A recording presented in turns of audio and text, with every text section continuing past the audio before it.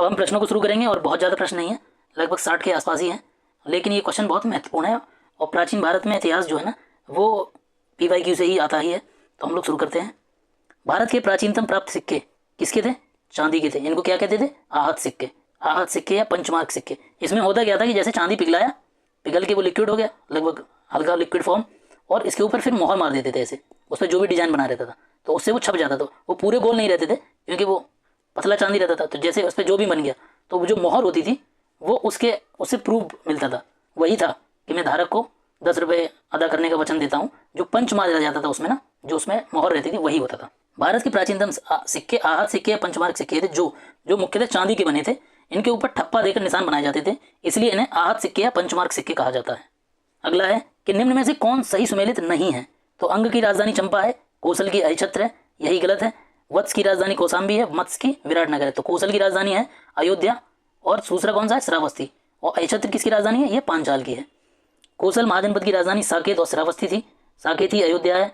उत्तरी पांचाल की राजधानी अहिछत्र और दक्षिणी पांचाल की राजधानी काम्पिल्य थी। अगला क्वेश्चन है, मैचिंग करवाना है। राजा प्रद्योत जो है वो अवंती से हैं, और उदयन जो है वो वत्स से ही हैं, मगध से है। अब पता नहीं इनके समय बिंबिसार भी हो सकता है और अजातशत्रु भी हो सकता है। तो है यहाँ पे अजातशत्रु, और प्रसेनजित हैं कौशल के। इनकी पुत्री से विवाह किया किसने? अजातशत्रु ने। और इनकी बहन से विवाह किया किसने? इनके पिताश्री ने, बिंबिसार ने। राजा प्रद्योत अवंती, उदयन वत्स, प्रसेनजित कौशल, अजातशत्रु मगध। उदयन ने ही कौशाम्बी की स्थापना की। चंड प्रद्योत किस प्राचीन गणराज्य के राजा थे? अवंती के। चंड प्रद्योत अवंती का शासक था। बुद्ध काल में अवंती की राजधानी उज्जैनी और माहिष्मती थी। बिंबिसार के समय मगध के साथ चंड प्रद्योत का संबंध मैत्रीपूर्ण था। एक बार प्रद्योत को पांडु रोग से ग्रसित हो जाने पर बिंबिसार ने अपने राजवैद्य जीवक को उपचार के लिए भेजा था। अवंती 6वीं शताब्दी ईसा पूर्व प्रमुख राजतंत्रात्मक महाजनपद था, जबकि मूल प्रश्न में गणराज्य का उल्लेख हुआ जो कि त्रुटिपूर्ण है। तो आप लोग थोड़ा थोड़ा क्वेश्चन को ऐसे देख भी सकते हैं। ये देखिए, चंड प्रद्योत भी दिया हुआ है, गणराज्य भी दिया हुआ है। तो अगर मैचिंग नहीं करता तो जैसे गणराज्य या राजतंत्र, तो आप लोग मैचिंग करवा लीजिएगा, नहीं तो क्वेश्चन गलत हो जाएगा। अबले की साक्ष्य से प्रकट होता है कि नंद राजा के एक आदेश से नहर खोदी गई। कहाँ पे? कलिंग में। वही कौन सा, किस अभिलेख में मिलता है? ये खारवेल के हाथी गुम्फा अभिलेख में राजा नंद का वर्णन मिलता है, और उसमें यही मिलता है कि नंद राजा जिनसेन की एक प्रतिमा उठा ले गया और कलिंग में एक नहर का निर्माण करवाया। जिनसेन यानी महावीर स्वामी की, नंद राजा कोई उठा ले गया एक प्रतिमा। उज्जैन का प्राचीन काल में नाम क्या था? तो बहुत ही आसान है गाइस, अवंती। मध्य प्रदेश में स्थित उज्जैन को भारत के प्राचीन ऐतिहासिक नगरों में गिना जाता है। यहाँ 16 महाजनपदों में से एक अवंती की 2 राजधानियों में से थी। उत्तरी अवंती की राजधानी उज्जैनी और दक्षिणी अवंती की माहिष्मती। पुराणों में उज्जैन को अवंतिका भी कहा गया है। तो ये 4 स्थान दिए गए हैं, और इसमें आपको मैंने जैसे शुरू में ही बताया था, आपको याद करके बताना है कि इसमें कौन सा गणराज्य कौन सा वाला है। तो ये देखिए, ये है विराटनगर, मरे मत्स्य है ना, और ये है अवंती, और ये है वत्स यानी कौशल, मतलब कि कौशाम्बी और प्रयागराज, और ये है अंग, जहाँ तक हमें लगता है। तो अब आंसर देखते हैं हम। ये देखिए, ठीक है, सी है। तो ए में हो गया मत्स्य, ठीक है, अवंती भी ठीक है, वत्स सी ठीक है, अंग ये भी ठीक है। प्रश्नगत मानचित्र में ABCD से क्रम से मत्स्य, अवंती, वत्स और अंग महाजनपद दर्शाए गए हैं। मत्स्य महाजनपद राजस्थान प्रांत के जयपुर, अलवर और भरतपुर जिलों के निकटवर्ती क्षेत्रों में बसा था। इसकी राजधानी विराटनगर थी। पश्चिमी तथा मध्य मालवा के क्षेत्र में अवंती महाजनपद बसा हुआ था। इसके 2 भाग, उत्तरी अवंती और की राजधानी उज्जैनी, दक्षिणी की माहिष्मती। आधुनिक प्रयागराज और कौशाम्बी जिले प्राचीन काल में वत्स महाजनपद का निर्माण करते थे। कौशाम्बी इसकी राजधानी थी। बिहार के वर्तमान भागलपुर और मुंगेर के जिले अंग महाजनपद का अंतर्गत थे। चंपा इसकी राजधानी थी। प्राचीन नगर जो महाभारत और महाभाष्य दोनों में उल्लिखित है, तो कौन सा है? आंसर दिया नहीं, RPSC का ही है। मध्यमिका नगरी राजस्थान, भरतपुर में चित्तौड़ के निकट एक प्राचीन नगर है। इसका उल्लेख महाभारत और महाभाष्य दोनों में है। विराटनगर बैराट राजस्थान के जयपुर में है। महाभारत काल के पांडवों ने अपना अज्ञातवासी यहीं व्यतीत किया। इसका भी उल्लेख महाभारत और महाभाष्य दोनों में मिलता है। तो इस नगरी का भी मिलता है, इसका भी मिलता है। तो ऐसा RPSC में होता रहता है। पाटलिपुत्र का संस्थापक कौन था? तो वैसे तो अजातशत्रु इसमें लिखा नहीं है। पाटलिपुत्र की स्थापना अजातशत्रु ने गंगा और सोन नदी के तट पर पाटिल ग्राम में एक किला बनाकर की थी, संगम पे। सभी को पता है कि गंगा और सोन जो है वो पटना में ही मिलती है। उदयन ने मगध साम्राज्य की राजधानी राजगृह से पाटलिपुत्र स्थानांतरित की। लोक सेवा आयोग ने इसका उत्तर विकल्प जो है बिहार ने वो त्रुटिपूर्ण माना है, तो सबको नंबर मिल गया। मगध साम्राज्य की राजधानी पाटलिपुत्र के बारे में निम्नलिखित में से विचार करिए कौन सा सत्य है। पाटलिपुत्र पूरब में गंगा नदी और उत्तर में चंपा नदी से घिरा हुआ है। ये थोड़ा गलत है, दक्षिण में सोन होना चाहिए था। पाटलिपुत्र उत्तर में गंगा, पश्चिम में सोन, ये ठीक है, ये ठीक है। क्योंकि सोन जो होती है ना वो ऐसे मान लीजिए कि ये है पटना और इधर से आई है गंगा ऐसे और इधर से आई है सोन ऐसे, तो वो पहले ही मिल जाती है, मतलब पटना के पहले ही गंगा में मिल जाती है सोन। तो आंसर हो गया बी। पाटलिपुत्र को किस शासक ने सर्वप्रथम अपनी राजधानी बनाया? तो फिर इसमें ऑप्शन नहीं है, अजातशत्रु। ठीक है, ये निम्नलिखित में से किस राजा ने पाटलिपुत्र को बसाया? इस बार ऑप्शन आ गया है गाइस। किस शासक द्वारा सर्वप्रथम पाटलिपुत्र की राजधानी के रूप में चयन किया गया? ओके। प्राचीन काल में गंगा के दक्षिण क्षेत्र को क्या कहा जाता था? तो क्या कहेंगे इसमें? वैसे तो गंगा के दक्षिण में पटना है। अनर्थ, तक्षशिला, चोल, उपयुक्त में से एक से अधिक और उपयुक्त में से कोई नहीं। तो इसका आंसर हो गया कोई नहीं। ठीक है। प्राचीन काल में गंगा के दक्षिण क्षेत्र का मगध का नाम से जाना जाता था। तक्षशिला जो है वो सिंधु और झेलम के बीच स्थित है। चोल गोदावरी के दक्षिण में है। अनर्थ प्राचीन भारत में वैदिक कालीन एक साम्राज्य था। उदयन और वासवदत्ता की जो दंत कथा है वो कहाँ से है? तो वो उज्जैन से है। उदयन वासवदत्ता की दंत कथा उज्जैन से संबंधित है। इस कथा को महाकवि भास ने अपना नाटक स्वप्न वासवदत्तम में वर्णित किया है। इस घटना में वत्स नरेश उदयन और अवंती नरेश की पुत्री वासवदत्ता की प्रेम कहानी है। यह कथा उस समय की है जब उदयन उज्जैनी के कारागार में कैद था। और दिए गए प्रश्न में उदयन से तात्पर्य वत्सराज उदयन से है। प्रथम मगध साम्राज्य का उत्कर्ष किस शताब्दी में हुआ? तो ये हुआ 6ठी शताब्दी में। ये रहा। और किसने किया? वास्तविक संस्थापक कौन है मगध का? तो है बिंबिसार। ये किस वंश का है? हर्यक वंश का। ये लिखा भी है। निम्नलिखित में से कौन सा एक 6ठी शताब्दी ईसा पूर्व में प्रारंभ में भारत का सर्वाधिक शक्तिशाली नगर राज्य था? कौन था? मगध। ये ईसा पूर्व 6ठी शताब्दी के प्रारंभ में मगध भारत का सर्वाधिक शक्तिशाली नगर राज्य था। कई जातक में इसे इसके समकालीन शहरों की अपेक्षा इसकी समृद्धि संपन्नता का साक्ष्य मिलता है। मगध की कौशल, अंग और काशी के साथ लंबी प्रतिद्वंद्विता थी। कारण क्या था? कि ये मगध के पड़ोसी हैं तीनों। ठीक है ना। इसमें सर्वोच्चता के लिए लंबा संघर्ष चला और अंत में मगध सफल रहा। प्रारंभिक गणतंत्र में कौन सा नहीं था? तो कौन सा नहीं था? इसमें सी नहीं था। शाक्य के आपको पता ही है और लिच्छवी के भी चेटक हैं शाक्य और कपिलवस्तु के ही शाक्य हैं। बुद्ध काल में गंगा घाटी में कई गणराज्यों के अस्तित्व में मिलते हैं जो इस प्रकार हैं: कपिलवस्तु के शाक्य, सुमसुमारगिरी के भग्ग, अलकप के बुली, केशपुत्र के कालाम, रामग्राम के कोलिय, कुशीनारा के मल्ल, पावा के मल्ल और पिपलीवन के मौर्य, वैशाली के लिच्छवी और मिथिला के विदेह। प्रारंभिक गणतंत्र की सूची में योधे का नाम शामिल नहीं है। विश्व का पहला गणतंत्र वैशाली में किसके द्वारा स्थापित किया गया? तो ये लिच्छवियों के। वैशाली के लिच्छवियों ने विश्व का पहला गणतंत्र स्थापित किया। वैशाली बुद्ध काल का सबसे बड़ा और शक्तिशाली गणराज्य था।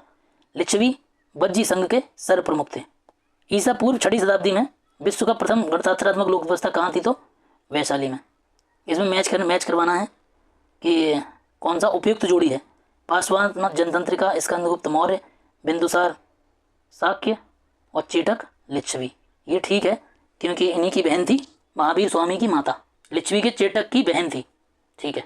राजा चेटक लिच्छवी गणराज्य के राजा थे। इनकी पुत्री चेलना का विवाह मगध नरेश बिंबिसार के हुआ था और लिच्छवी वज्जी संघ के सर्व प्रमुख थे।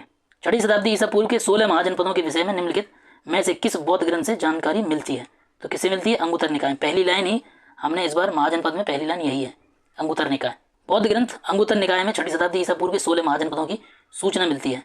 इनमें किस किस के नाम है? 16 के अंग, मगध, कौशल, वज्जी, मल्ल, चेदी, वत्स, कुरु, पांचाल, मत्स्य, सूरसेन और अश्मक, अवंती, गांधार, कंबोज और जैन के भगवती सूत्र से मिलती है और बौद्धों के अंगुत्तर निकाय से मिलती है। ठीक है। तो दोनों ही आपको याद रखने हैं। 16 महाजनपदों की सूची उपलब्ध है किसमें? अंगुत्तर निकाय में और भगवती सूत्र में। बौद्ध ग्रंथ 16 महाजनपदों का जनपद उल्लेख किसमें है? अंगुत्तर निकाय में। 16 महाजनपदों के बौद्ध साहित्य में प्राय उल्लेखित मिलते हैं। तो निम्नलिखित में से किन जनपदों के नाम पाणिनि की अष्टाध्यायी में भी उल्लिखित है? तो आपको मैच करवाना है कि कुछ में दोनों से इसमें भी हैं और इसमें भी हैं। ठीक है। तो हैं मगध, अश्मक और कंबोज। चेदी और वत्स जो हैं ये पाणिनि की अष्टाध्यायी में नहीं है। कारण मैं बता देता हूँ आपको। पाणिनि की जो अष्टाध्यायी है वो 2nd सेंचुरी में लिखी गई, 2nd सेंचुरी BC में लिखी गई है। ठीक है, BCE। तो उस समय तक मगध ने चेदी जो कि बुंदेलखंड का क्षेत्र है और वत्स जो कि प्रयागराज और कौशाम्बी वाला क्षेत्र है, इन दोनों पर कब्जा कर लिया था इनके आने तक। इसलिए जो है 16 महाजनपदों में इन दोनों की चर्चा नहीं है। ठीक, ओके। पाणिनि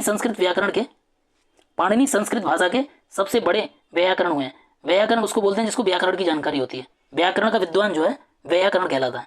इनका जन्म तत्कालीन उत्तर पश्चिम भारत के गांधार में हुआ था। इनके व्याकरण का नाम अष्टाध्यायी है। अष्टाध्यायी में 8 अध्याय हैं, इसीलिए उसको अष्टाध्यायी बोलते हैं। अष्ट अध्याय वाली अष्टाध्यायी। लगभग सूत्र जो है वो 4000 हैं। पाणिनि के अष्टाध्याय में उल्लेखित प्रमुख जनपद हैं मगध, अस्मक, कंबोज, गांधार और सूरसेन। बौद्ध ग्रंथ अंगुत्तर निकाय और जैन ग्रंथ भगवती सूत्र में 16 महाजनपदों की सूचना मिलती है। निम्नलिखित में से किन ग्रंथों में प्राचीन भारत के 16 महाजनपदों की सूचना मिलती है? तो कौन कौन से? अंगुत्तर निकाय और भगवती सूत्र। ये तो कौन सा हो जाएगा आंसर? ये तो हम लोग ये और ये भी देख लीजिए। ये अंगुत्तर निकाय बौद्ध का है, भगवती सूत्र जैन का है। महाभारत के अनुसार उत्तरी पांचाल की राजधानी है अहिछत्र और दक्षिणी पांचाल की है, इसमें दी है नहीं दी है, कामपिल्य। ठीक है, महाभारत के अनुसार उत्तरी पांचाल की राजधानी अहिछत्र और दक्षिणी की कामपिल्य। 6वीं शताब्दी में कुरु की राजधानी इंद्रप्रस्थ और मथुरा सूरसेन की राजधानी थी। 16 महाजनपदों में मथुरा इनमें से किसकी राजधानी थी? तो सूरसेन की। चंपा किसकी राजधानी थी? अंग की। और कहाँ पे पड़ता है चंपा? वर्तमान में भागलपुर और मुंगेर बिहार में। ठीक है, चंपा का प्राचीन नाम जो है मालिनी है और दोनों में ही महाभारत और पुराणों में चंपा का प्राचीन नाम मालिनी दिया गया और जो कि अंग देश की राजधानी है। 6वीं शताब्दी ईसा पूर्व में सुक्तिमती किसकी राजधानी थी? तो ये थी चेदी की। चेदी कहाँ पे? आधुनिक बुंदेलखंड में। क्या पूर्वी और उसके समीपवर्ती गोदावरी नदी के तट पर कौन सा महाजनपद स्थित है? तो कौन है? अस्सक या अस्मक। बौद्ध ग्रंथ अंगुत्तर निकाय में 6वीं शताब्दी ईसा पूर्व में 16 जनपदों में अस्सक या अस्मक गोदावरी नदी घाटी क्षेत्र में स्थित है, जिसकी राजधानी है पैठन या पोटन या पोटली। प्राचीन नाम इसका प्रतिष्ठान है। 6वीं शताब्दी ईसा पूर्व में मत्स्य जनपद स्थित था। कहाँ पे था? तो है ये राजस्थान। राजस्थान कहाँ पे? जयपुर, अलवर और भरतपुर का क्षेत्र जो है। और जैसे ही भरतपुर उत्तर प्रदेश में एंट्री होता है आगरा लग जाता है और आगरा से जो क्षेत्र लगता है वो पांचल लगता था। 6वीं शताब्दी ईसा पूर्व में मत्स्य महाजनपद राजस्थान के जयपुर, अलवर तथा भरतपुर के निकटवर्ती क्षेत्रों में था। इसकी राजधानी विराटनगर थी। मगध की प्रारंभिक राजधानी कौन सी थी? तो थी राजगृह। इसके बाद हुई वैशाली और फिर हो गई पाटलिपुत्र। प्राचीन महाजनपद मगध की प्रथम राजधानी कौन सी थी? सॉरी, राजगृह हुई। प्रथम राजधानी इसमें दी नहीं है, उपयुक्त में से कोई नहीं होगा क्योंकि वो राजगृह है। राजगृह। प्रारंभिक वैदिक काल के दौरान कौन सा शहर प्राचीन मगध साम्राज्य की राजधानी के रूप में कार्य करता था? तो कौन करता था? प्राचीन में राजगृह। उसके बाद आएगा वैशाली, फिर आएगा पाटलिपुत्र। वैदिक काल के दौरान राजगृह यानी वर्तमान राजगीर प्राचीन मगध साम्राज्य की राजधानी के रूप में कार्य करता था। मगध का पहला शासक राजवंश वृहद्रथ वंश था, जिसका संस्थापक वृहद्रथ था। वृहद्रथ का उल्लेख ऋग्वेद में भी मिलता है। महाभारत में यहाँ के शासक के रूप में जरासंध का उल्लेख प्राप्त होता है।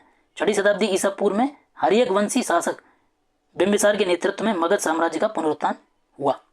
मगध राज्य की राजधानी नहीं रहा है तो कौशाम्बी नहीं रहा है। सबसे पहली राजधानी है गिरिव्रज, इसके बाद है राजगृह, तीसरी है, और इसके इन दोनों के बीच में राजगृह और पाटलिपुत्र के बीच में आ जाएगी वैशाली। और गिरिव्रज और राजगृह सेम ही है। गिरिव्रज या राजगृह या और पाटलिपुत्र प्राचीन काल में क्रमशः मगध राज्य की राजधानी रही हैं, जबकि कौशाम्बी वत्स की राजधानी थी। हर्यक वंश के राजा उदयन के शासनकाल के दौरान मगध की राजधानी राजगृह से पाटलिपुत्र हो गई। तो ये ध्यान रखना है यहाँ पे एक क्वेश्चन कि अजातशत्रु ने पाटलिपुत्र बसाया जरूर पर उसको राजधानी नहीं बनाया है। ठीक है ना, यहीं पे थोड़ा कन्फ्यूजन हो जाता है कि जैसे हमको पता है कि अजातशत्रु जो है उसने पाटलिपुत्र बसाया तो हमको ये लगेगा कि जिसने बताया उसी ने राजधानी बना दिया। ऐसा नहीं है। ठीक है, तो बसाया है अजातशत्रु ने, इसके पुत्र उदयन ने उसको राजधानी जो है वो बनाया। ठीक। प्राचीन श्रावस्ती का नगर विन्यास किस आकृति का है? तो है ये अर्धचंद्राकार। शुरुआत में हमने पढ़ा भी था। प्राचीन श्रावस्ती की पहचान अलेक्जेंडर कनिंघम ने उत्तर प्रदेश के श्रावस्ती के निकट सहित महित नामक स्थान से की। उत्खननों के आधार पर ज्ञात हुआ कि प्राचीन श्रावस्ती का नगर विन्यास अर्धचंद्राकार था। मगध के किस प्रारंभिक राजा ने राज्यारोहण के लिए अपने पिता की हत्या की और स्वयं इसी कारण अपने पुत्र द्वारा मारा गया? अजातशत्रु ने पहले हत्या की अपने पिता बिंबिसार की और अजातशत्रु की हत्या की उदयन ने। तो ये हो गए पितृहंता वंश भी कहा जाता है इनको, पितृहंता वंश। तो अजातशत्रु ने बिंबिसार को मारा, हर्यक वंश का संस्थापक भी है, और इसने हत्या की बिंबिसार की और उदयन ने हत्या की इसकी। मगध का शासक अजातशत्रु 492 से 460 ईसा पूर्व अपने पिता हर्यक वंश के संस्थापक बिंबिसार की हत्या कर राजगद्दी पर बैठा था।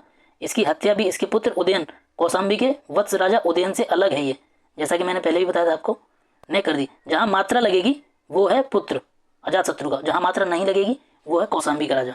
ठीक है, कई बार कन्फ्यूजन हो जाता है। इसके बारे में कहानी यह है कि अजातशत्रु ने अपने पिता की हत्या नहीं की थी, वो बुद्ध से प्रभावित हो गया था, उनको जेल में डाल दिया था। फिर बुद्ध से बात करने के बाद वो उनको छुड़ाने के लिए जा रहा था।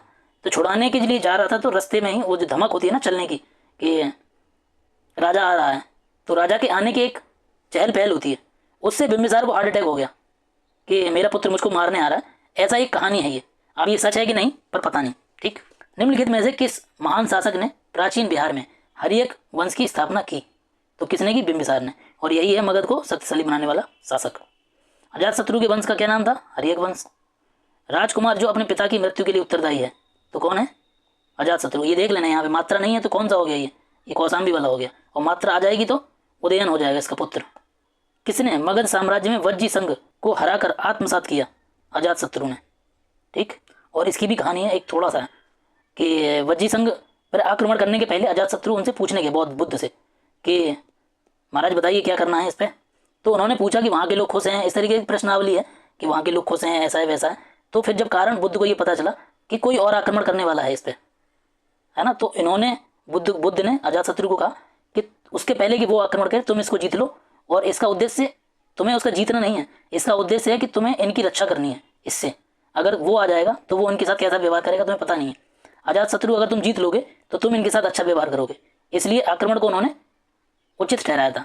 तो ये प्रश्न यहाँ से ये बनता है हिंसा और अहिंसा वाला, कि हिंसा कब जरूरी है कब नहीं है। ठीक है।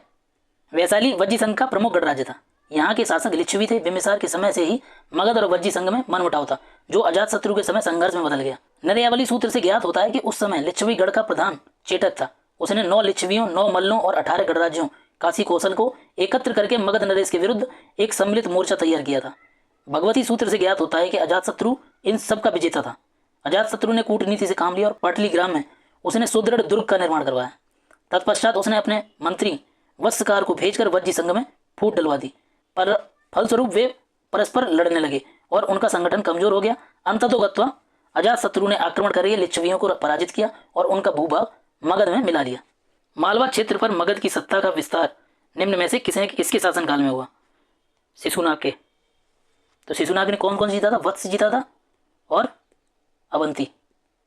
अवंती ही तो है मालवा का क्षेत्र। पुराणों के अनुसार मगध नरेश शिशुनाग ने अवंती मालवा को जीतकर मगध में मिला लिया और इसके साथ ही वत्स को भी मिला लिया था। तो इसकी सीमाएं पश्चिमी भारत से लगने लगी थी, जिससे मगध का व्यापार जो है वो काफ़ी बढ़ गया था। मगध ने नंदवंश का संस्थापक कौन था मगध में? तो है महापद्मनंद। और अंतिम कौन है? घनानंद। मगध पर शिशुनाग वंश के पश्चात नंदवंश का वर्चस्व स्थापित हो गया। नंदवंश का संस्थापक महापद्मनंद और या अथवा उग्रसेन था। पुराणों में महापद्मनंद को सर्वछत्रांतक और अपरो परशुराम कहा गया है। शिशुनाग वंश के बाद मगध पर किसने शासन किया? तो शिशुनाग के बाद कौन आया? नंद। और शिशुनाग के पहले कौन था? हर्यक। मगध का कौन सा सम्राट अपरो परशुराम के नाम से जाना जाता है? तो है महापद्मनंद। वाराणसी को निम्नलिखित में से किसने अपनी द्वितीय राजधानी बनाया? अजातशत्रु की राजधानी कभी बनी नहीं, पाटलिपुत्र और राजगृह। पाटलिपुत्र इसने बसाया, राजगृह को राजधानी थी। महापद्मनंद इधर आया नहीं, इसकी भी राजधानी पाटलिपुत्र है। कालाशोक की पाटलिपुत्र और शिशुनाग की पाटलिपुत्र, तो कोई है ही नहीं है जिसकी काशी हो। तो आगे बढ़ते हैं। 6वीं शताब्दी ईसा पूर्व में वाराणसी काशी महाजनपद की राजधानी थी, जिसे हर्यक वंश के राजा बिंबिसार ने कौशल नरेश प्रसेनजित की बहन कौशल देवी के साथ विवाह करके दहेज के रूप में प्राप्त किया था। इसी प्रकार अजातशत्रु के समय प्रसेनजित ने अपनी पुत्री वाजरा का विवाह अजातशत्रु से करके काशी के ऊपर उसका अधिकार स्वीकार किया था। कालांतर में शिशुनाग ने जब वैशाली को अपनी राजधानी बनाया तो उसके अपने पुत्र को वाराणसी का उपराजा नियुक्त किया था। दिए गए विकल्पों में यह स्पष्ट नहीं है कि वाराणसी को अपनी दूसरी राजधानी किसने बनाया। उल्लेखनीय है कि उत्तर प्रदेश लोक सेवा आयोग ने इस प्रश्न को उत्तर शिशुनाग वंश माना है, क्योंकि उसने अपने पुत्र को वाराणसी का उपराजा बना दिया था। तो जहाँ उपराजा बैठेगा वो भी तो राजधानी ही है ना गाइज। इसलिए इसका आंसर आपको याद रखना है वो शिशुनाग वंश है। कारण चाहे जो हो, याद आपको बस वही रखना है जो सही करना है। नंद वंश के पश्चात मगध पर किस राजवंश ने शासन किया? नंद के बाद मौर्य। मगध के नंद वंश की स्थापना शिशुनाग वंश का अंत करके की गई थी। नंद वंश में कुल 9 राजा हुए। नंद वंश के अंतिम काल में जनता ने बलपूर्वक धन वसूलने और छोटी छोटी वस्तुओं पर भारी कर लगाने के कारण जनता शासकों के विरुद्ध हो गई। चारों ओर घृणा और असंतोष का वातावरण व्याप्त हो गया। इसी का लाभ उठाकर चंद्रगुप्त मौर्य ने चाणक्य के सहयोग से घनानंद को पराजित कर मगध में सत्ता स्थापित की और नंद वंश का अंत किया। इस प्रकार नंद वंश के तत्काल पश्चात मगध पर मौर्यों का शासन स्थापित हुआ। इसके उपरांत शुंग, कर्ण और गुप्त आदि ने शासन किया। राजा नंद का उल्लेख करने वाला अभिलेखीय प्रमाण कौन सा है? तो खारवेल का हाथी गुम्फा अभिलेख। इसमें क्या लिखा है कि ये यहाँ से जिनसेन की मूर्ति ले गया था और नहर का निर्माण करवाया था। कलिंग के चेदी वंश का सबसे प्रतापी राजा खारवेल था। इसके विषय में जानकारी का प्रमुख स्रोत इसका हाथी गुम्फा अभिलेख है। नंदवंशीय शासक महापद्मनंद द्वारा कलिंग में नहर खुदवाए जाने का भी उल्लेख है इस अभिलेख में किया गया है, यानी कि यह नहरों की जानकारी देने वाला प्रथम अभिलेखीय साक्ष्य है। निम्नलिखित में से मगध राजवंशों को कालानुक्रम के वाइज लगाना है तो सबसे पहले कौन आ जाएगा? हर्यक वंश, इसके बाद आ जाएगा नंदवंश, फिर मौर्य वंश, फिर शुंग वंश। इनका टाइम देख लीजिए। यहाँ पे आ जाएगा बीच में शिशु नागवंश। गौतम बुद्ध के समय प्रसिद्ध वैद्य जीवक जिसके दरबार में से संबंधित थे तो बिंबिसार के, और ये किसका इलाज करने के लिए गए थे? चंड प्रद्योत का। इसको क्या हो गया था? पांडु रोग। पांडु रोग मतलब पीलिया। गौतम बुद्ध के समय प्रसिद्ध वैद्य जीवक बिंबिसार के दरबार में संबंधित था। बिंबिसार ने अपने राजवैद्य जीवक को अवंती नरेश चंड प्रद्योत के राज्य में चिकित्सा सेवा के लिए भेजा था। और ये जीवक जो है ये किसी वैश्या का पुत्र था और ये गौतम बुद्ध का शिष्य भी था। मगध शासक बिंबिसार का चिकित्सक कौन था? जीवक। विश्व के सभी भागों में ईसवी पूर्व 6ठी शताब्दी महान एक धार्मिक उथल पुथल का काल कौन सा था? इसमें देखना है आपको। विश्व के सभी भागों में 6ठी शताब्दी ईसा पूर्व एक महान धार्मिक उथल पुथल का काल था। पहला ये। दूसरा है वैदिक धर्म बहुत जटिल हो चुका था। दोनों ही ठीक लग रहे हैं मुझको तो, दोनों और ये और भी दोनों सही हैं, क्योंकि धार्मिक उथल पुथल थी इसीलिए भारत में लगभग 64 से आसपास, मुझे ठीक से नंबर नहीं पता, शायद 64 ही है, 64 संप्रदाय हुए, जिसमें से 3 काफ़ी पॉपुलर हुए, बुद्ध, जैन और आजीवक। तो अगर इतनी उथल पुथल थी इसी कारण ही ये इतने संप्रदाय उभरे। और इसका कारण क्या था? इसका कारण है कि वैदिक धर्म जो चला आ रहा था वैदिक काल से लगभग 1000 सालों से, वो बहुत जटिल हो चुका था। इसमें कर्मकांडों की संख्या बढ़ गई थी। ईसा पूर्व 6ठी शताब्दी में उत्तर भारत की मध्य घाटी गंगा क्षेत्र में अनेक संप्रदायों का, धार्मिक संप्रदायों का उदय हुआ। अनेक मत और दर्शनों के प्रादुर्भाव ने बौद्धिक आंदोलन का रूप ग्रहण किया। ईसा पूर्व 6ठी शताब्दी में उत्तर भारत में मध्य गंगा घाटी क्षेत्र में अनेक धार्मिक संप्रदायों का उदय हुआ। अनेक मत और दर्शनों के प्रादुर्भाव ने बौद्धिक आंदोलन का रूप ग्रहण किया। विभिन्न मतों को मानने वाले सन्यासी पारिव्राजक घूम घूमकर अपने जीवन दर्शन का जन समुदाय में प्रचार और एक दूसरे के दर्शन का खंडन भी करते थे। यह भी महत्वपूर्ण है कि इस प्रकार के बौद्धिक आंदोलनों के प्रमाण अन्य देशों में भी मिलते हैं। चीन, ईरान, यूनान में पुरातन मान्यताओं को चुनौती देने वाले क्रम से कन्फ्यूशियस, जरथुस्ट्र और पाइथागोरस ये थे। ये यूनान में पाइथागोरस, ईरान में जरथुस्ट्र और चीन में कन्फ्यूशियस। वैदिक धर्म बहुत जटिल हो चुका था। मंत्रों की शुद्धता और यज्ञों पर बहुत जोर था, जिससे पुरोहितों का महत्व अधिक से अधिक बढ़ गया था। यज्ञों में बहुत धन व्यय होने लगा था। पशु बलि को भी बढ़ावा मिला था। कालपी नगर किस नदी के तट पर है? तो ये है यमुना के तट पर। कालपी वही नगर है जहाँ झांसी की रानी की मृत्यु हुई थी। कालपी नगर उत्तर प्रदेश के जालौन जिले में स्थित एक नगर है। यह यमुना नदी के तट पर है। प्राचीन काल में यह कालप्रियनाथ या कालप्रियनाथ की नगरी के नाम से विख्यात था। समय के साथ इसका संक्षिप्त नाम कालपी हो गया। यह 4वीं सदी में राजा वसुदेव द्वारा बसाया गया था। उत्तर प्रदेश के प्राचीन जनपद हैं और उनकी राजधानियां हैं। तो देखते हैं, कुरु की राजधानी होगी इंद्रप्रस्थ यानी दिल्ली। और कुरु इसके पहले कौन सी राजधानी थी? हस्तिनापुर। पांचाल की राजधानी है अहिछत्र। दूसरी राजधानी है काम्पिल्य। कौशल की राजधानी है साकेत यानी अयोध्या। वत्स की राजधानी है कौशाम्बी। मैचिंग करवाना है महाजनपद और उनकी राजधानियाँ। मत्स्य की राजधानी है जयपुर विराटनगर। कुरु की राजधानी है इंद्रप्रस्थ। सूरसेन की मथुरा। अश्मक की पाटन या प्रतिष्ठान। इसमें बताना है कि कौन कौन से मैच करते, सही हुई सुमेलित बनाना है। तो अश्मक गोदावरी से है। क्यों? क्योंकि ये है गोदावरी नदी घाटी में ही बसता है। इसकी राजधानी क्या है अश्मक की? प्रतिष्ठानपुर या पाटन, अभी हमने पढ़ा था। कौशल, कौशल की राजधानी कौन है? साकेत। साकेत का दूसरा नाम क्या है? अयोध्या। अयोध्या किसके किनारे है? सरयू। ठीक है, 2 ठीक है, 2 गलत है। ये और ये मैच नहीं है। अवंती हो जाएगा क्षिप्रा नदी के किनारे। और अश्मक का पता नहीं है, सॉरी कंबोज का नहीं पता। कंबोज जो है वो उत्तर पश्चिम का क्षेत्र जो पाकिस्तान में पड़ता है। फिर से मैच करवाना है यहाँ पे कौन सा सही सुमेलित नहीं है। ठीक है, कंबोज हाटक, अश्मक पुटली पुटन ये ठीक नहीं देगी। यहाँ पे हो जाएगा मथुरा। सूरसेन। कौशाम्बी किसकी राजधानी है? वत्स की।